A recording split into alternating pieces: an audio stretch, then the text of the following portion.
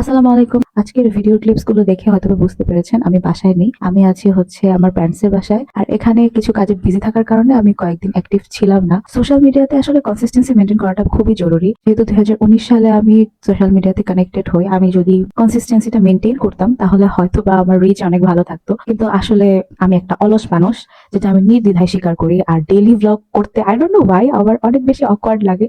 যে কোনো মোমেন্টে ক্যামেরা অন করা মানে ইটস নট মাই থিং, যার কারণে দেখা গিয়েছে যে আমার লাইফে খুব সুন্দর সুন্দর মোমেন্ট ঘটে গিয়েছে, যেটা আমি ক্লিপস নিতে ভুলে গিয়েছি। আর একটা বিষয় আমি খুবই গ্রেটফুল যে আমার ফ্যামিলি মেম্বার্সরা খুবই সাপোর্টিভ। আমি যখনই কোনো ভিডিওস বানাই তারা কমেন্ট না করলেও এসে এসে আমাকে বলে যায়। কিছুদিন আগে আমার কাজিনের ওয়াইফ আমাকে বললো যে আমার ভিডিও নাকি ওর অনেক ভালো লাগে, এন্ড এটা আমাকে খুব মোটিভেট করে। আমি মনে করি সবারই ওপিনিয়ন থাকতে পারে, সেটা নেগেটিভ হোক পজিটিভ হোক, বা আমার ভালোর জন্য হোক আমার খারাপের জন্য হোক, কিন্তু সবার ওপিনিয়নটাকে আমি রেসপেক্ট করতে পছন্দ করি। আজকে আমি আসলে এটাই বলতে চাই যে should I try something different, কারণ ডেইলি লাইফে অ্যাকচুয়ালি আমার ইন্টারেস্টিং কিছু থাকে না। একই বেসিক লাইফ, তো একই জিনিস বারবার দেখাতে আমারও ভালো লাগে না। আর স্কিন কেয়ার সম্পর্কে আমার আইডিয়া খুব একটা বেশি না, বিকজ আমি মনে করি স্কিন টু স্কিন অনেক প্রোডাক্টস অনেক কিছু ভ্যারি করে। কফির ভিডিও, আমার কফি বানাতে খুবই ভালো লাগে, আমি কফি খেতে পছন্দ করি, কফি নিয়ে ভিডিওস বানাতে পছন্দ করি। কিন্তু রাইট নাও আমি এখন যেখানে আছি সেখানে আমার কাছে ইনস্ট্রুমেন্টস নেই। আর কফি নিয়ে আমি সামনে আরো অনেক ইনফরমেটিভ ভিডিও বানাবো ইনশাল্লাহ, and I will try lots of coffee from lots of places, but তার জন্য আমার একটু সময় লাগবে।